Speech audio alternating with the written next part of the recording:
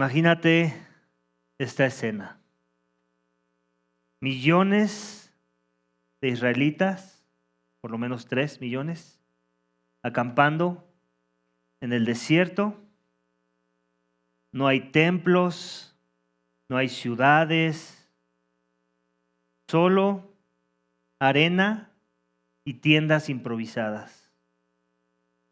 Pero en medio de todas esas tiendas hay una que es muy diferente a las demás.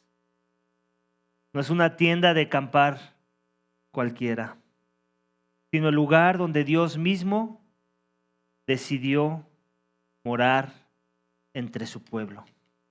El Dios del Sinaí, que había hablado con voz de trueno, ahora le dice a su pueblo en Éxodo 25:8, y harán un santuario para mí y habitaré en medio de ellos. ¿No es eso algo impresionante, iglesia? Imagínate por un momento que traslada eso en nuestro contexto. Que Dios nos dijera, Iglesia Vida Vertical, les doy este lugar, este terreno, porque aquí va a morar mi presencia entre todos los habitantes de la tierra y quiero que lo hagan de tal o cual forma. Estas son las medidas. Estas son las paredes que quiero que incluyan. Estos son las traves, estos son las formas, estos son cada detalle, los acabados. ¿Cuántos de nosotros no estaremos poniendo mucha atención a esas palabras? Quiero inferir que todos los que somos de Dios. Amén. Yo sé que en el proceso de la lectura pudiera parecer un poco aburrido lo que estuvimos leyendo, ¿cierto o no? Seamos honestos. Medidas. Y te entiendo, estoy contigo, puede llegar a parecer aburrido, pero ponte en el contexto de Israel, del desierto. Dios les ha mostrado mucho, les ha mostrado su salvación con mano poderosa, les ha mostrado cómo ha empezado a destruir a sus enemigos. Y después les dice, pongan atención, porque voy a morar entre ustedes. El Dios al que ellos le decían a Moisés, Moisés, tú habla con él. Es ahora el Dios que viene a habitar con ellos. El Dios santo, inmenso, inaccesible, desea habitar entre su pueblo. Este es uno de los temas más hermosos, iglesia, de toda la Escritura. Y es el título del mensaje esta mañana. Dios habita en medio de su pueblo. Dios habita en medio de su pueblo. Dios no se conforma con ser adorado a la distancia. Él quiere estar presente en medio de su pueblo. Desde el Edén hasta el Apocalipsis, la historia de la Biblia es la historia de un Dios que busca comunión con el ser humano. El tabernáculo fue el primer gran símbolo de esa comunión. Pero como veremos, no fue el último. Cada detalle de esta tienda apuntaba hacia Jesús, el verdadero tabernáculo, el Dios hecho carne que habitó entre nosotros. Amén. He dividido el texto en varias porciones. La primera comprende desde el versículo 1 al 9 del capítulo 25 de Éxodo, la cual he titulado Las contribuciones para el santuario. Déjame leer nuevamente esos pasajes. Acompáñame si quieres hacerlo junto conmigo. Versículos 1 a 9, las contribuciones para el santuario. Dice así, el Señor habló a Moisés y le dijo, dile a los israelitas que tomen una ofrenda para mí de todo aquel cuyo corazón le mueva a hacerlo. Ustedes tomarán mi ofrenda y esta es la ofrenda que tomarán de ellos. Oro, plata y bronce, tela azul, púrpura y escarlata, lino fino y pelo de cabra, pieles de carnero teñidas de rojo, pieles de marsopa y madera de acacia, aceite para el alumbrado, especias para el aceite de la unción y para el incienso aromático, piedras de ónice, piedras de engaste para el efod y para el pectoral, que me hagan un santuario para que yo habite entre ellos, conforme a todo lo que te voy a mostrar, conforme al diseño del tabernáculo y al diseño de todo su mobiliario, así ustedes harán. La presencia, iglesia de Dios, comienza con un corazón dispuesto. Antes de construir nada, Dios pide algo, y lo vemos en el texto, una ofrenda voluntaria. En versículo 2 vemos que les dice: di a los hijos de Israel que tomen una ofrenda para mí de todo aquel cuyo corazón le mueva a hacerlo. Tomaréis mi ofrenda. Dios no nada más quiere que hagamos cosas. No nada más quiere que obedezcamos. No nada más quiere nuestra devoción. Quiere que la motivación y el corazón estén adentro, en medio de todas esas cosas. Dios no solo escudriña nuestras acciones, Él escudriña el corazón. Y si las acciones se ven bien, pero el corazón no está ahí, Dios no quiere tener comunión contigo, conmigo. Dios no impone, Dios invita, no fuerza, motiva. Quiere que su pueblo participe con gozo en la construcción del lugar donde Él morará. Podemos imaginar la escena, ¿cierto? Hombres y mujeres trayendo oro, telas, piedras, madera, cada uno ofreciendo con alegría. Qué privilegio, ¿cierto o no? Ser parte de esa casa de Dios. Sin olvidar esto. Todo eso que vemos, esa lista de cosas que vemos que Dios les pide ofrendar para construir un santuario donde va a morar la presencia del Dios Santo, del Dios que hay que temerle, como ya hemos visto. Él se los dio. Dios no les está pidiendo nada que Él no ya les haya dado.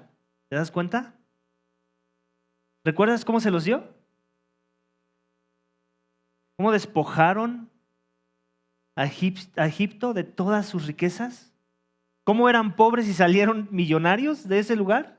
No, nada más salieron libres, salieron millonarios.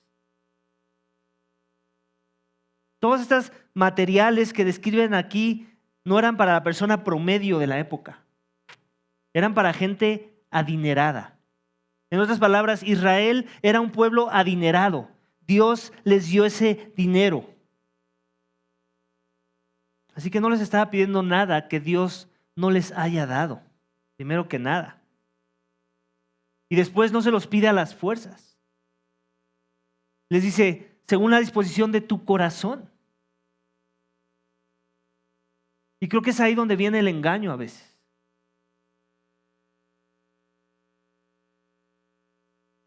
Porque ¿cuál deberíamos asumir es la disposición del corazón de ese pueblo en ese contexto? La de total entrega, ¿cierto o no? Agradecimiento. Están embelesados por Dios. Están llenos de gozo del Dios que los salvó, que les ha dado identidad. Que ahora quiere morar entre ellos. Ese Dios que me salvó, ese Dios poderoso, ese Dios temeroso, ese Dios que nos ha dado libertad, que nos ha dado identidad, que nos dio riquezas, que nos está salvando de nuestros enemigos. Ahora viene a morar conmigo. ¿Cuál debería ser la expresión de mi corazón en medio de eso cuando Él me dice, coopera?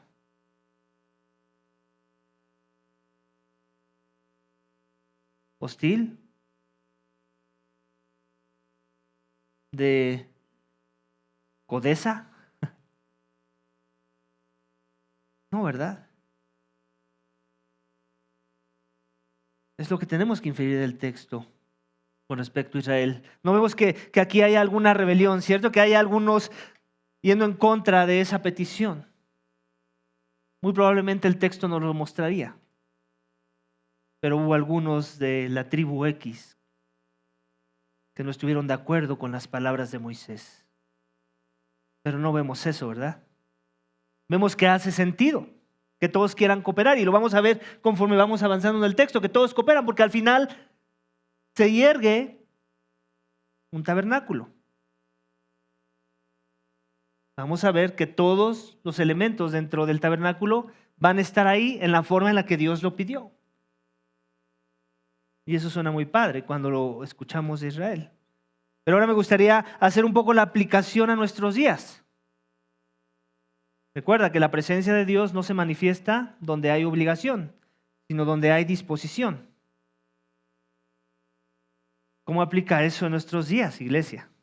Tú y yo no estamos siendo llamados a poner tanta atención en el texto como ellos deberían. Tú y yo no estamos siendo llamados a erguir un tabernáculo. Tú y yo ni siquiera estamos en el desierto. Mira, hay aire acondicionado. Ellos no tenían aire acondicionado.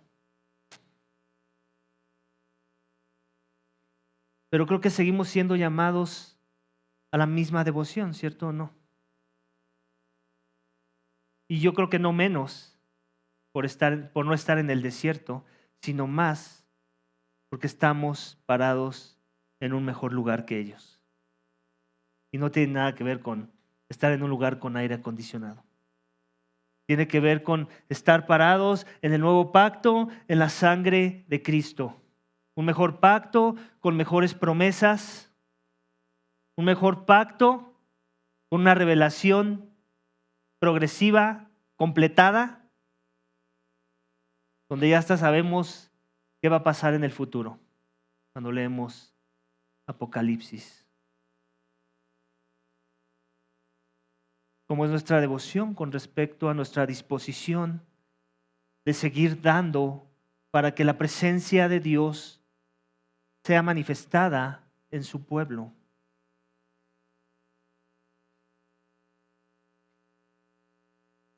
Salvo que haya alguien aquí entre nosotros que piense que cuando nos reunimos cada domingo, no es en este lugar donde la presencia de Dios se manifiesta entre su pueblo. ¿Hay alguien aquí que quiera debatir eso? No, ¿verdad?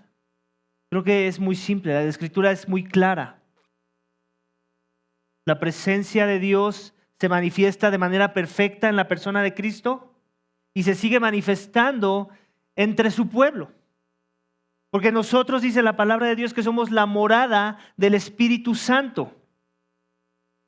Y es en esa morada y a través de la comunión de esos santos en los que mora el Espíritu Santo que la presencia de Dios se manifiesta hacia las naciones. Esa es la esperanza.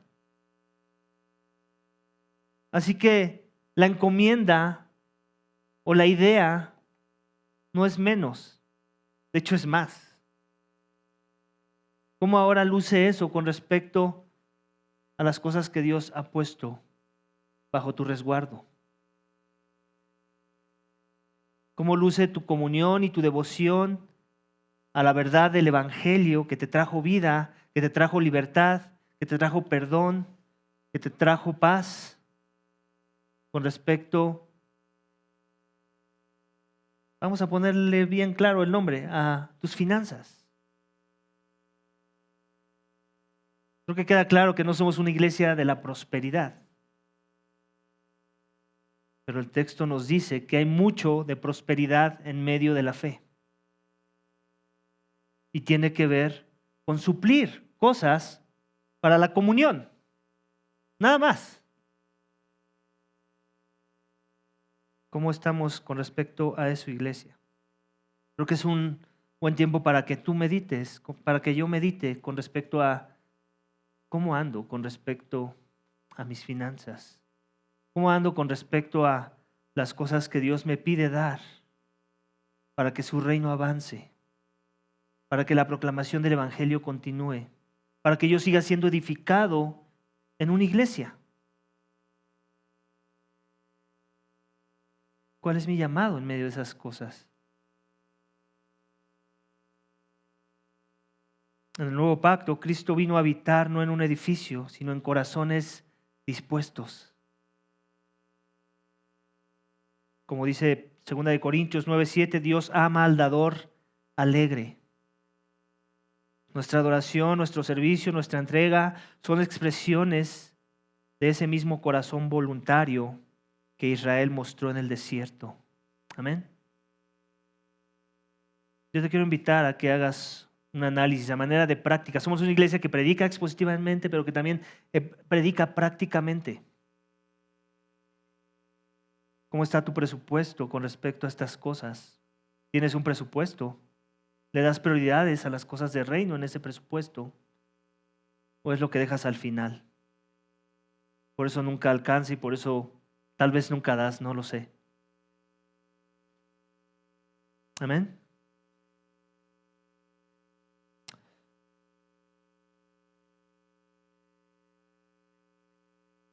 Vamos al siguiente subénfasis en nuestro texto esta mañana. A partir del versículo 10, Dios le muestra a Moisés los detalles del tabernáculo y cada parte revela algo de su carácter y de su presencia entre nosotros. Vamos a ver precisamente eso, el tabernáculo. Ese es el segundo subénfasis del texto, que van a venir otros énfasis bajo ese, otros puntos en donde vemos la presencia de Dios revelada. Aquí encontramos 4 piezas clave y que vamos a seguir encontrando la siguiente semana, pero al día de hoy nos limitaremos a 4 piezas clave que comunican esta profunda verdad espiritual, donde Dios se quiere revelar en su presencia con su pueblo. Y el primer aspecto que vamos a ver es versículos 10 al 22 del capítulo 25, en donde veremos el arca del testimonio, que simboliza la presencia de Dios, que es majestuosa y misericordiosa. El arca del testimonio, en donde la presencia de Dios es majestuosa y misericordiosa. Vamos a leer rápidamente esos pasajes. Harán también un arca de madera de acacia, su longitud será de 2.5 codos, su anchura de 1.5 codos, su altura de 1.5 codos.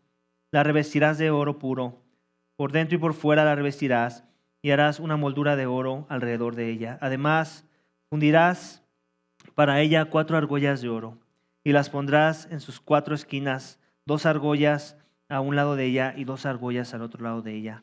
También harás varas de madera de acacia y las revestirás de oro. Meterás las varas por las argollas en los lados del arca, para llevar el arca con ellas.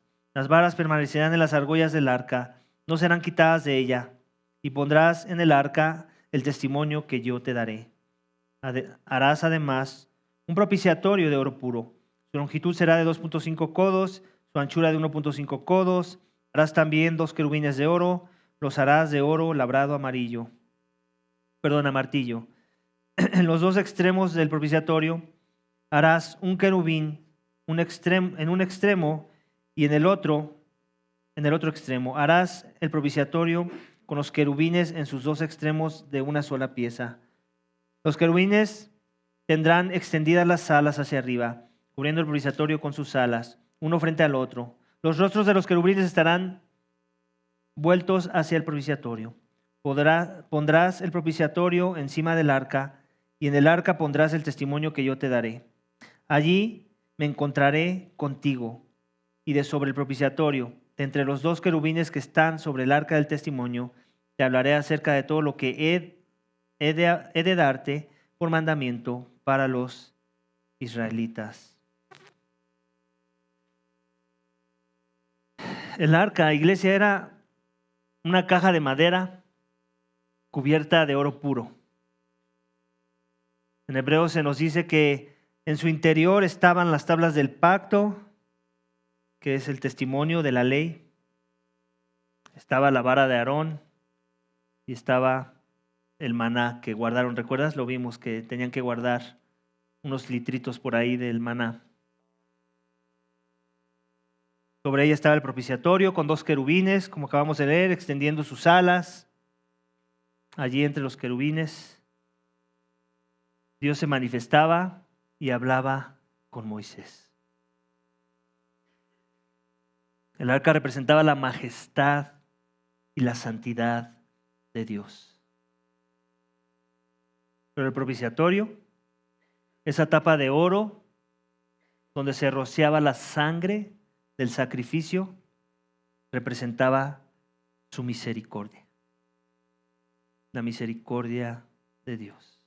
Majestad y misericordia se encuentran sobre el arca. El Dios que exige justicia también provee el medio para el perdón. El Dios santo santifica, redime. Es hermoso, ¿cierto o no? Cuando escuchamos, por ejemplo, la visión, ¿alguna vez has leído la visión del profeta Isaías en capítulo 6, donde ve a querubines? ¿Y cuál es la postura de esos querubines? ¿Cómo es de reverencia? ¿Cómo es de sumisión? ¿Cómo es de ellos mismos taparse con alas sus rostros? Porque están ante la magnificencia y la majestad de la presencia de Dios. Esa misma idea ahora transformo a estos elementos del propiciatorio. Dios quiere que recordemos que Él es majestuoso, que Él es luz inaccesible. Al mismo tiempo quiere que recordemos su misericordia por los hombres, a través de un sistema de sacrificios en donde termina en derramamiento de sangre. Sangre que va a ser rociada en ese lugar. Esa era la demanda de la ley desde un inicio, ¿cierto o no? Esa fue la demanda de la ley y de las consecuencias del pecado cuando Adán y Eva pecaron. Se demandaba un sacrificio. Y lo podemos ver en las vestimentas que Dios le hizo a Adán y Eva, ¿cierto o no? ¿Eran pieles de qué? De animales. ¿Qué antecede a esa piel? La muerte de un animal. Un sacrificio. Sí, Dios iba a venir a morar con Israel, pero Él quería mantener muy en claro que Él seguía siendo santo. Y que los términos y condiciones de su comunión con Él no habían cambiado. Es en santidad que ellos tenían que acercarse a Él.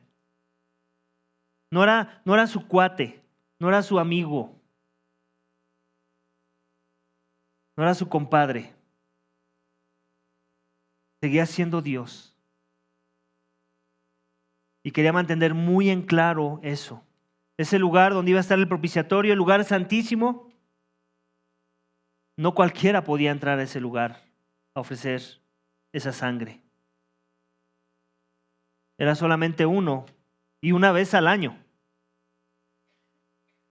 Lo vimos en la serie de Levítico, ¿recuerdas? Comercial, si no has visto la serie de Levítico, no la has escuchado. Y quieres complementar lo que hemos estado viendo en el libro de Éxodo, creo que va a ser una muy buena serie en acompañamiento para entender mejor estas cosas.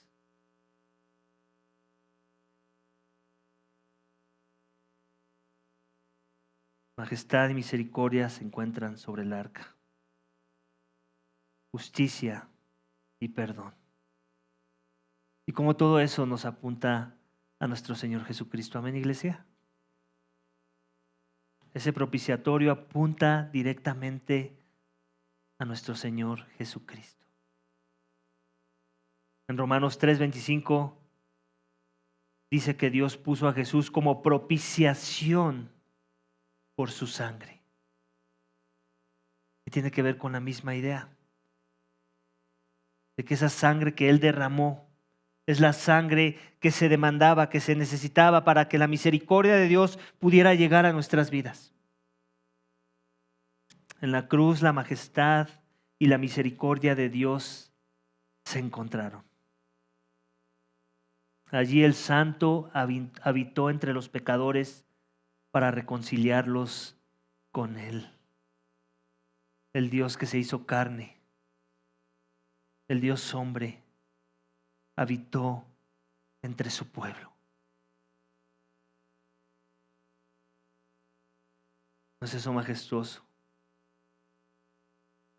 Vemos el tamaño de la misericordia de Dios para con nosotros, iglesia. Que con un solo sacrificio se nos dio perdón de pecados. De que tú y yo no tenemos que reunirnos cada domingo aquí a hacer un ritual, un matadero de animales. Es la muerte del Hijo de Dios la que cuenta por la salvación y la reconciliación y el perdón de nuestros pecados. Para que tú y yo tengamos vida y esperanza de poder entrar a la presencia de Dios por sus méritos.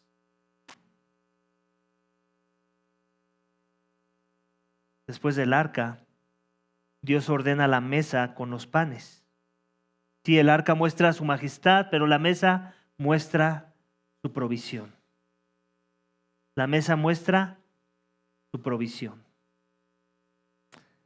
Y ese es el segundo énfasis bajo el énfasis del tabernáculo. La mesa para el pan, en donde la presencia de Dios, mediante la provisión. Versículos 23 al 30, acompáñame a leerlos, por favor. Harás asimismo una mesa de madera, de acacia. Su longitud será de 2 codos, su anchura de 1 codo y su altura de 1.5 codos. La revestirás de oro puro y harás una moldura de oro a su alrededor. Les harás también alrededor un borde de 7.5 centímetros de ancho y harás una moldura de oro alrededor del borde. Le harás 4 argollas de oro y pondrás argollas en las 4 esquinas que están sobre sus 4 patas. Cerca del borde estarán las argollas para meter las varas a fin de llevar la mesa. Harás varas de madera de acacia y las revestirás de oro y con ellas llevarán la mesa. Harás también sus fuentes, sus vasijas, sus jarros y sus tazones con los cuales se harán las libaciones. De oro puro las harás y pondrás sobre la mesa el pan de la presencia perpetuamente delante de mí. Iglesia, sobre la mesa se colocaban 12 panes. Cada uno representaba a una de las tribus de Israel. Recordando que Dios provee para todo su pueblo. Era un símbolo de comunión, de sustento, de la cercanía divina. La provisión, ¿cierto o no? La provisión es creer en la provisión de Dios, ¿cómo nos cuesta? Por eso necesitamos ser recordados de esa provisión. Por eso Israel necesitaba ser recordado de esa provisión. Porque es algo que le cuesta al ser humano. En todas las áreas, no nada más con respecto a la alimentación, con respecto a la vivienda, con respecto a la salud, con respecto a las relaciones. Nos cuesta. Necesitamos mucha ayuda de Dios para creer que Él está al pendiente. Nos falta mucha fe en muchas direcciones, ¿cierto o no, iglesia? Apenas se nos mueve un poco la ecuación de la provisión que ya tenemos y empezamos a desbalancearnos. Empezamos a especular. Empezamos ya a imaginarnos los peores escenarios, ¿cierto o no? Empezamos ya a pedir ayuda, tal vez, y no necesariamente siempre primero a Dios. Dios no quiere eso. Dios no quería eso con el pueblo de Israel, por eso fue muy específico en esa mesa, en esos panecitos que tenían que ser cambiados, que tenían que ser comidos por los sacerdotes. Lo vimos en la serie de Levítico. Era un recordatorio. Recuerda que los sacerdotes eran como los pastores del pueblo. Eran como los líderes espirituales del pueblo de Israel. Ellos tenían que ser los primeros en recordar la provisión. Por eso eran llamados a comer esos panes. Para que no se les olvidara quién era su proveedor. No eran ellos, era Dios. Y cómo Dios nunca les iba a fallar. con la esperanza de que después ellos pudieran bajar el balón, como decimos por ahí, para que el pueblo también recordara esas mismas verdades y enseñaran al pueblo sobre quién era Dios, lo que había hecho, lo que les había prometido, lo que les había mandado hacer. Ese era su llamado. Pero ellos eran los primeros en poner el ejemplo de confianza, de estabilidad, de fe, para que después el pueblo siguiera su paso. Dios nunca se cansa de proveer a su pueblo, iglesia, lo tenemos que creer. También tenemos que rectificar muchas de las veces cómo luce esa provisión, porque a veces tenemos expectativas no realistas con respecto a cuál es la provisión que Dios prometió, ¿cierto o no? Y queremos ese carro eléctrico que vemos pasar. Te ríes porque te pasa igual que a mí. También quieres ese carro. Pero Dios no nos prometió ese carro. No estoy diciendo que sea pecado si a alguno de ustedes Dios les provee un día para comprárselo. Lo que estoy diciendo es que no es eso lo que el cristiano debe estar buscando. Son carros muy caros. ¿Necesitamos un carro tan caro? No, salvo que te compres ese chiquitito que está coqueto, no sé si lo has visto por ahí. No sé cuál sea la marca. Creo que ese es el chino ese que está por ahí. No quiero hacer comerciales. Pero el punto es este, que puse el ejemplo con un carro. Puede ser cualquier otra cosa que Dios no prometió. Vivimos en una cultura cristiana en la que se ha metido tanto el mundo a la cultura de nuestros días que queremos comprarles la visión de éxito en esta vida al mundo. Y donde si no tenemos una casa que maquillamos para poderle dejar algo a mis hijos, no, es que ¿quién no le quiere dejar algo a sus hijos? Eso suena muy piadoso. ¿Y si Dios no quiere que le dejes nada a tus hijos?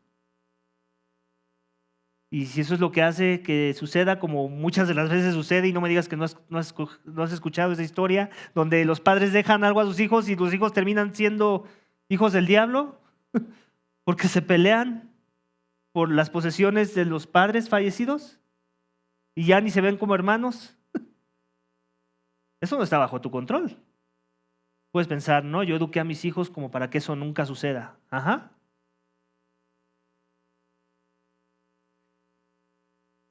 ¿Por qué doy estos ejemplos pesimistas? Porque puede ser tu ejemplo y mi ejemplo. Y a veces nos afanamos tanto en las cosas de este mundo, en la provisión que Dios no nos prometió, descuidando a Dios, descuidando a lo que Dios sí nos llamó a hacer, no siendo generosos en muchas direcciones porque la generosidad se queda aquí y con mi familia. Y porque tenemos expectativas no realistas de lo que Dios nos llamó a hacer y de la provisión que Él nos prometió tener con respecto a eso que Él nos llamó a hacer. Amén. Creo que es importante que entendamos esas cosas, iglesia. Y con eso no estoy queriendo condenar a nada ni a nadie. Si tienes una casa o 2 o 5 y después las puedes heredar, gloria a Dios. Estoy tratando de poner las cosas en perspectiva para que tus prioridades estén balanceadas y entonces vivas para la gloria de Dios, descansando en su provisión y también descansando cuando eso que piensas que no sería malo que tuvieras pero que Dios no te ha querido dar, entonces sepas que esa es tu provisión, que Dios no te quiere dar eso, que Dios no te quiere dar la libertad, tal vez, no sé, de cada semana por lo menos irte a comer a un restaurante caro. Tal vez Dios no te quiere dar esa alimentación. Tal vez sí. Va a depender de cómo Dios quiera bendecir a quien quiera bendecir. Porque no nada más es con respecto a la salvación, ¿cierto o no? Dios tiene misericordia de quien tiene misericordia, se compadece de quien Él se quiera compadecer, y eso también aplica en las bendiciones, ¿sabes? Aún dentro del mismo pueblo. Las bendiciones que eran para los sacerdotes, levitas, no eran las mismas que para los demás de las demás tribus. Ellos no podían tener territorio, por ejemplo. Y no se estaban peleando con las demás tribus de por qué ellos sí tenían y ellos no. Ellos tenían contentamiento en medio de circunstancias. Veían el privilegio de poder estar en el templo y en el servicio que se presentaba en el templo para apuntar al pueblo, a la persona de Dios. Y así cada uno de nosotros. No tenemos que tener el mismo contexto, pero sí tenemos el mismo llamado de confiar en su provisión, de descansar en lo que nos dio y usarlo con sabiduría para su gloria, y de descansar en lo que Dios no nos dio y en ello glorificarle. Amén. Dios no solo quiere habitar en medio de nosotros, quiere sustentarnos diariamente. Su presencia no es simbólica, es práctica, alimenta, fortalece y sostiene el alma. Amén. Jesús dijo: yo soy el pan de vida. El que viene a mí nunca tendrá hambre. Así como ese pan estaba siempre ante la presencia de Dios, Cristo está siempre ante el Padre intercediendo por ti y por mí. Esa es nuestra provisión. Esa es nuestra mejor provisión. Él es el pan que descendió del cielo para que tengamos vida y vida en abundancia, iglesia. Si en verdad has creído en Él, si en verdad has rendido tu vida a Él, si en verdad has descansado en su gracia para el perdón de tus pecados, y aquel que fue clavado en una cruz por tu maldad, por tu falta de confianza en la provisión de Dios, ahora es tu más grande provisión. Si has creído en su nombre, amén. Pero si el pan nos recuerda su provisión, el candelabro nos habla de su guía. Es el siguiente subénfasis: bajo el tabernáculo, el candelabro, de oro, la presencia de Dios mediante la luz. Versículos 31 al 40. Acompáñame a leerlos, iglesia. Entonces harás un candelabro de oro puro. El candelabro, su base y su caña han de hacerse labrados a martillo.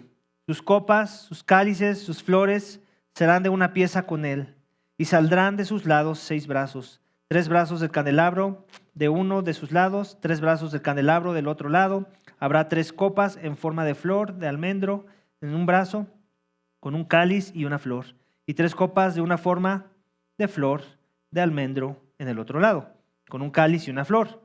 Así, en los 6 brazos que salen del candelabro, en la caña del candelabro, habrá 4 copas en forma de flor de alimento, con sus cálices y sus flores.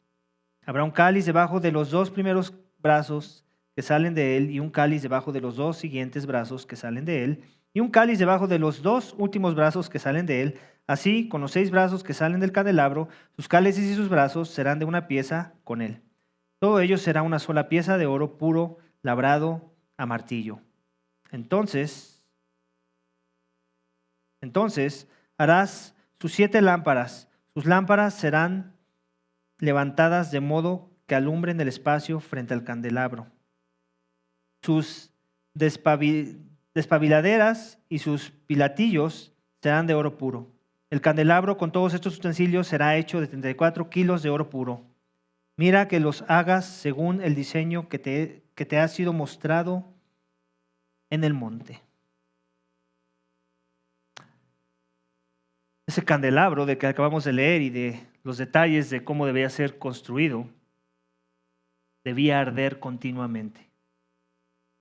Su luz iluminaba el lugar santo, representando la vida, representando la pureza y representando la dirección de Dios con su presencia. Dios no solo sustenta, lo vimos en el punto pasado, sino también ilumina.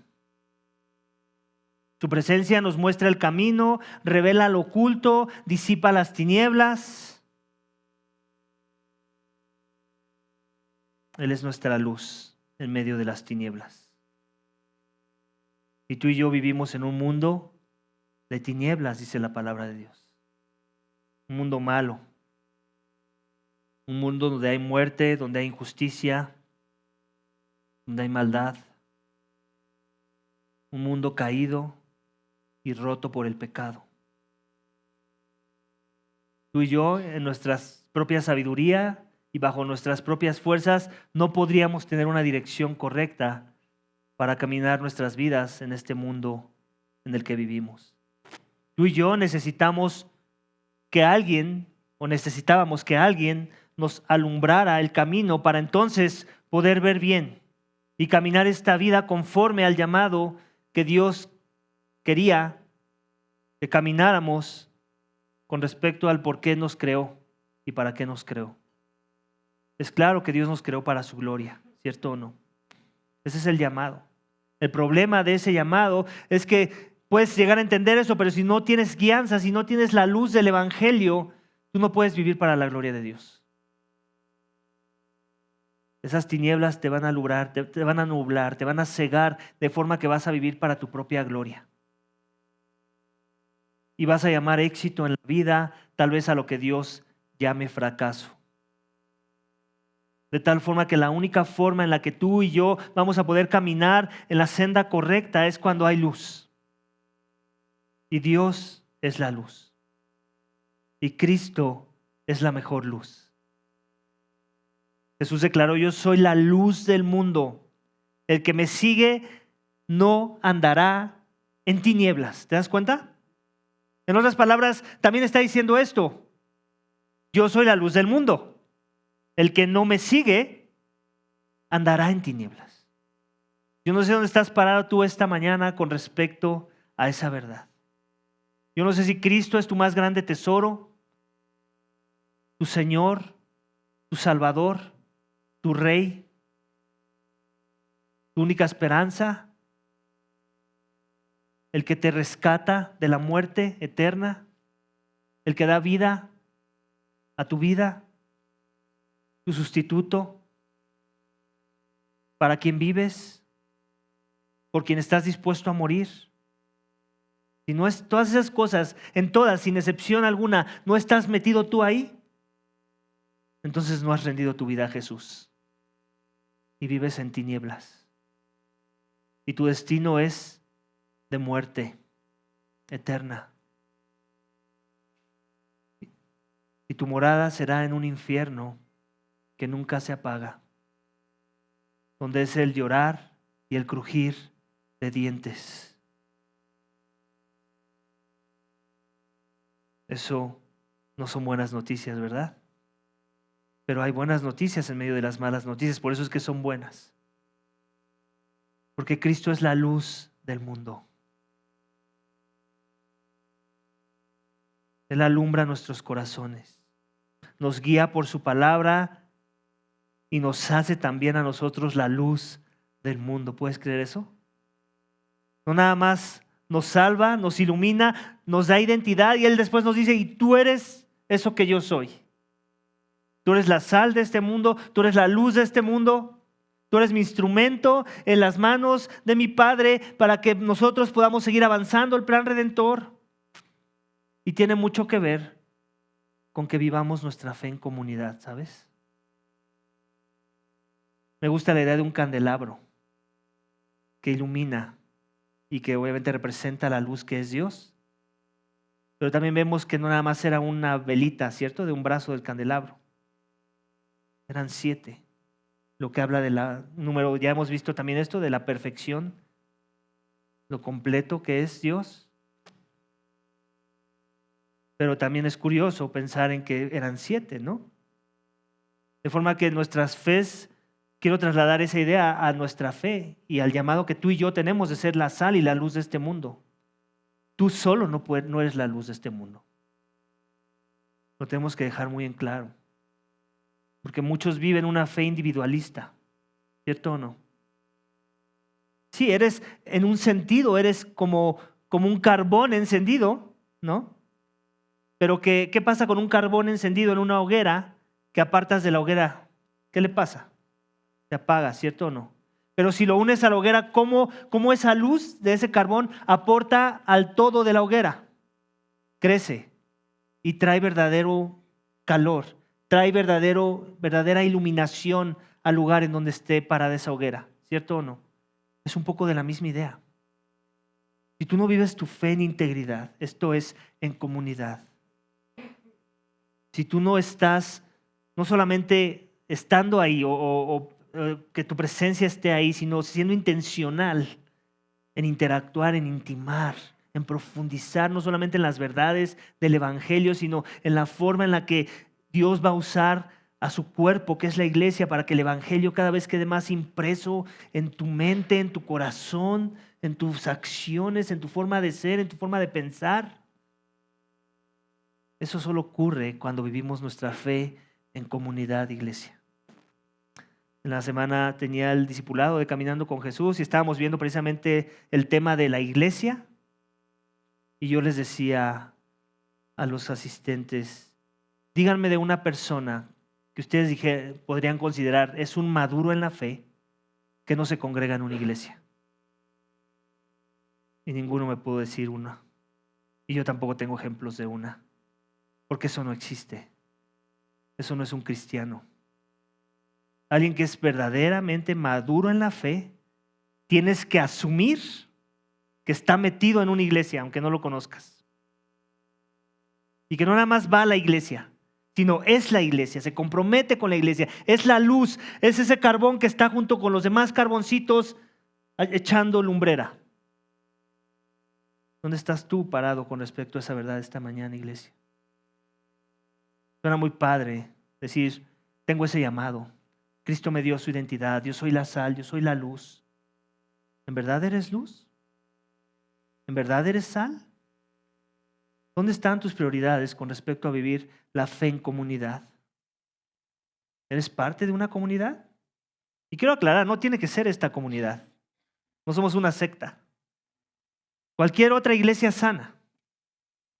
Ahí, únete. Ahí, sé un carbón de los que está más prendido para que ayudes a esos que están medio apagados a que se prendan mejor. Ahí es donde Dios te está llamando para cumplir este llamado que Cristo nos dio. Amén. Todo esto, iglesia, el arca, la mesa, el candelabro, estaba dentro de una estructura especial. El tabernáculo mismo, el lugar de la presencia. Y ese es el último punto. La estructura del tabernáculo es donde la presencia de Dios está con su pueblo. La presencia de Dios entre su pueblo. Amén. Vamos a leer rápidamente estos últimos pasajes. No me voy a entretener mucho, como han visto que no me he entretenido mucho en los detalles, porque no hay mucho en qué entretenerse. Hay que entender el principio. Amén. O sea, ¿de qué es decir? Imagínate que vas allá afuera y te preguntan de qué trató el sermón y tú estás, no, pues las medidas de la mesa tenían que ser estas. ¿Eso de qué le va a servir a la persona? No eres un israelita. Tal vez te va a servir para decir, nuestro Dios, el Dios al que yo adoro, es específico. Es en sus términos la adoración. No le dio a su pueblo de Israel y no nos da a nosotros de este lado de la cruz la opción de decidir cómo deberíamos adorarle. Y tampoco nos deja en tinieblas. Es detallista. Va al detalle. Y quiere que nos sometamos a esos detalles. Amén. Entonces vamos a leer esos pasajes. Versículo 26. Harás un tabernáculo con 10 cortinas de lino fino torcido y tela azul, púrpura y escarlata. Las harás con querubines, obra de hábil artífice. La longitud de cada cortina será de 28 codos y la anchura de cada cortina de 4 codos. Todas las cortinas tendrán una misma medida. 5 cortinas estarán unidas una con la otra. También las otras 5 cortinas estarán unidas una con la otra. Harás lazos de tela azul en el borde de la cortina del extremo del primer enlace. Y de la misma manera las harás en el borde de la cortina del extremo del segundo enlace. Harás 50 lazos en la primera cortina y harás 50 lazos en el segundo borde de la cortina que está en el segundo enlace. Los lazos se corresponderán unos a otros. Harás además 50 broches de oro y con los broches unirás las cortinas una a la otra de manera que el tabernáculo sea una unidad. Harás también cortinas de pelo de cabra a manera de tienda sobre el tabernáculo. En total harás 11 cortinas. La longitud de cada cortina será de 30 codos y la anchura de cada cortina de 4 codos. Las 11 cortinas tendrán una misma medida. Unirás 5 cortinas entre sí y las otras 6 cortinas también entre sí y doblarás la sexta cortina en el frente de la tienda. Harás 50 lazos en el borde de la cortina del extremo del primer enlace y 50 lazos en el borde de la cortina del extremo del segundo enlace. Harás además 50 broches de bronce y pondrás los broches, en los lazos y unirás la tienda para que sea un todo. El exceso que sobra de la cortina de la tienda, la medida de cortina que queda, caerá sobre la parte posterior del tabernáculo. En un lado, un codo. En el otro lado, un codo. De lo que sobra de la longitud de las cortinas de la tienda, caerá en los costados del tabernáculo, a un lado y al otro, para cubrirlo. Harás también para la tienda una cubierta de pieles de carnero teñidas de rojo y otra cubierta de pieles de marsopa por encima. Harás luego para el tabernáculo tablas de madera de acacia, colocándolas verticalmente. La longitud de cada tabla será de 10 codos y de 1.5 codos la anchura de cada tabla. Cada tabla tendrá 2 espigas para unirlas una con la otra. Así harás con todas las tablas del tabernáculo. Harás pues las tablas para el tabernáculo para el lado sur, 20 tablas. También harás 40 basas de plata, debajo de las 20 tablas, 2 basas debajo de una tabla para sus 2 espigas y 2 basas debajo de la otra tabla para sus 2 espigas. Para el segundo lado del tabernáculo, al lado norte, 20 tablas y sus 40 basas de tabla, 2 basas debajo de una tabla y 2 basas debajo de la otra tabla. Para la parte posterior del tabernáculo, hacia el occidente, harás 6 tablas. Harás además 2 tablas para la esquina del tabernáculo en la parte posterior. Serán dobles por abajo y estarán completamente unidas por arriba hasta la primera argolla. Así serán con las dos. Formarán las 2 esquinas. Habrá 8 tablas con sus basas de plata, 16 basas, 2 basas debajo de una tabla y 2 basas debajo de la otra tabla. Harás también barras de madera de acacia, 5 para las tablas de un lado del tabernáculo y 5 barras para las tablas del otro lado del tabernáculo y 5 barras para la tabla del lado posterior del tabernáculo hacia el occidente. La barra del medio en el centro de la tabla pasará de un extremo al otro y revestirás de oro las tablas y harás de oro sus argollas por donde pasarán las barras, revestirás de oro las barras. Entonces levantarás el tabernáculo según el plan que te ha sido mostrado.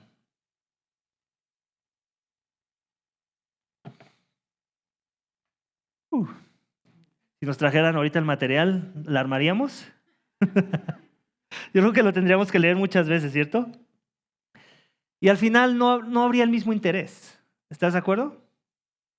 Porque esto ya es revelación del pasado. Es importante, apunta a Cristo y eso es lo que lo hace importante y emocionante, pero es obsoleto en alguna manera, ¿cierto o no?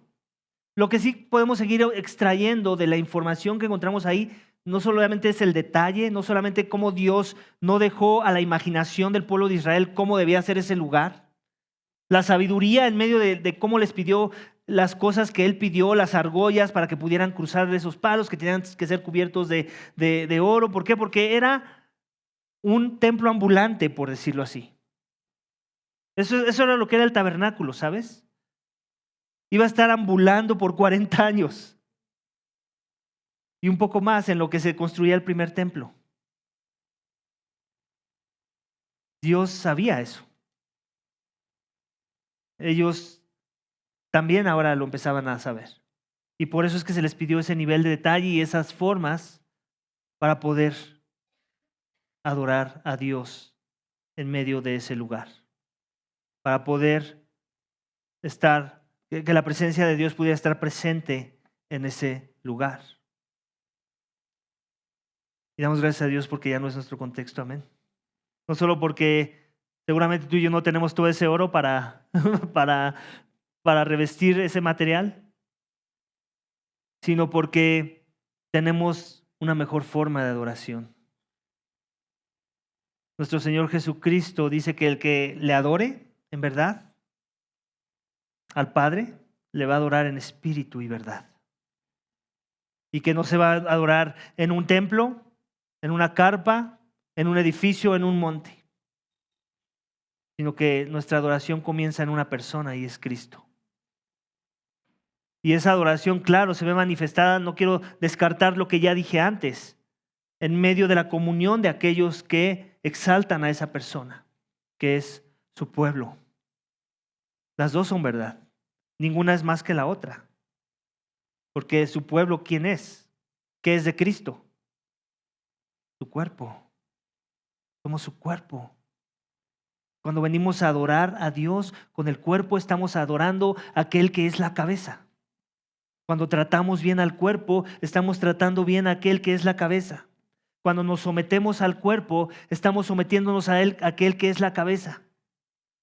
Cuando consideramos el cuerpo y lo cuidamos y lo amamos, estamos amando a aquel que es la cabeza. ¿Lo puedes creer? ¿No estás impresionante que por eso dejó esa analogía de la iglesia a nuestro Señor? Para que ninguno de nosotros perdiéramos el enfoque de lo que deberíamos estar buscando hacer en medio de nuestro proceso de adoración. Adoramos a Dios, amamos a Dios cuando amamos a nuestro prójimo. Y todo inicia con amar primeramente a los de la familia de la fe.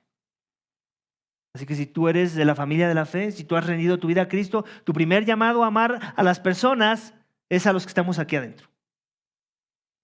Y entonces sí, después amar a todos los que están afuera de estas paredes, que no son de Cristo.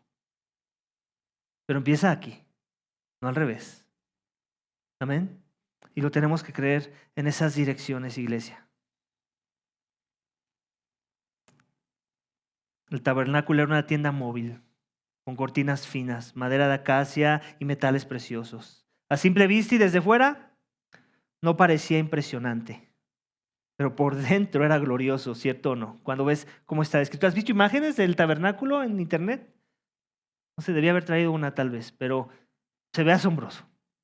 Se ve impresionante. Animo a ir a Google y Google it. Tabernáculo de Israel. Y ahí vas a ver los componentes de los que hemos estado hablando hoy. Se ve asombroso.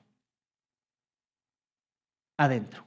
Por fuera parece nada impresionante, ¿cierto o no? Bueno, pues así es la presencia de Dios. A veces desde afuera no parece espectacular, pero en su interior hay gloria. En su interior hay santidad, hay comunión. Cada detalle, las cortinas, los colores, el velo, hablaba de un Dios santo que deseaba habitar entre su pueblo sin perder su santidad. Sigue siendo así hasta nuestros días, iglesia. El primer llamado que tú y yo tenemos aquí cuando nos congregamos es a buscar la santidad a través de cada uno de los medios de gracia. Pero si no es santidad, antes que sentirme bien, antes que hacer lo que me gusta, antes que servir con mis dones, antes que pasar un buen tiempo en comunidad, si no es la santidad lo que estás buscando cuando entras a estas cuatro paredes, entonces yo no sé cuál es el evangelio en el que has creído. Pero no es el evangelio de la palabra de Dios. Porque este evangelio nos llama a la santidad. Y por eso es que es espectacular este lugar. Porque allá afuera no te están invitando a buscar santidad, ¿o sí? ¿Qué institución de las que conoces allá afuera te está invitando a buscar la santidad? Dime una. No existe. Porque la institución que Dios instituyó, el órgano que Dios instituyó, el organismo que Dios instituyó fue su iglesia local. Y de todos los lugares habidos y por haber, si hay uno, por lo menos uno, el cual tú debes estar esperando que se te haga ese llamado a vivir en santidad, a buscar al Dios que es santo en santidad, debería ser este lugar. Y si no va a ser eso lo que vas a encontrar en la iglesia local que se diga ser sana, entonces esa no es una iglesia de Cristo y no es una iglesia que sana. Y es así como siempre lo tenemos que estar buscando ver, iglesia. No menos que eso, amén. Cuando Jesús murió, El velo del templo se rasgó. Todo eso que vemos de las cortinas que se tenían que ver como unidas, y luego la cortina que separaba el lugar santo del lugar santísimo y del atrio después. Todo eso pasó a la historia. El velo del templo se rasgó según Mateo 27:51. Te doy la cita por si después quieres ir a leerla. Ese acto significó que ya no hay separación entre Dios y su pueblo. Cristo mismo es el nuevo tabernáculo y nosotros ahora la morada del Espíritu Santo, como dice 1 Corintios 6:19. Todo lo que Israel veía como sombra y figura, nosotros lo disfrutamos como realidad en Cristo.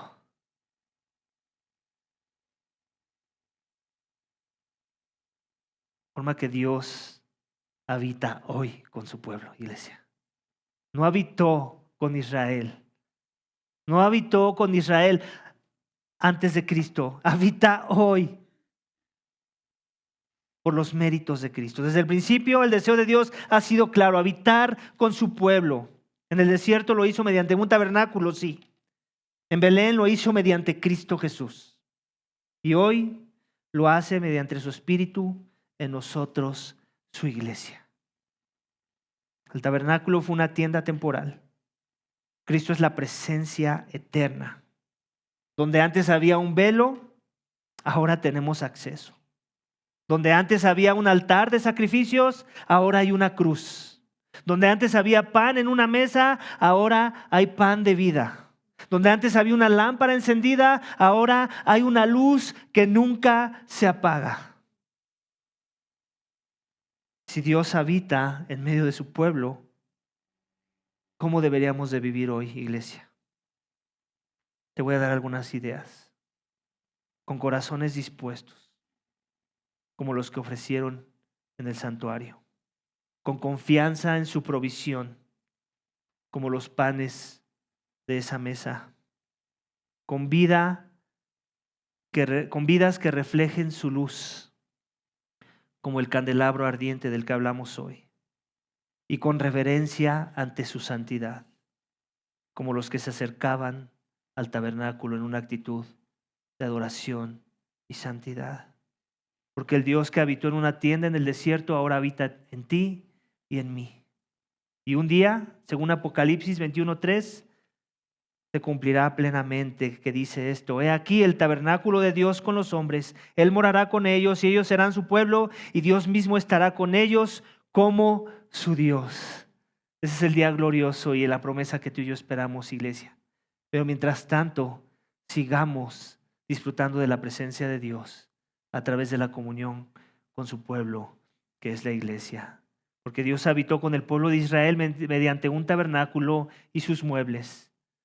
Que esto presagiaba la presencia de Dios en Cristo con su iglesia. Amén. Vamos a orar. Padre, te damos gracias. Gracias por este pasaje hermoso que nos has permitido escudriñar, Señor. Gracias por cada detalle que nos recuerda que tú no dejaste la adoración en nuestros términos, que tú mismo nos has dado instrucción sobre cómo hay que adorarte.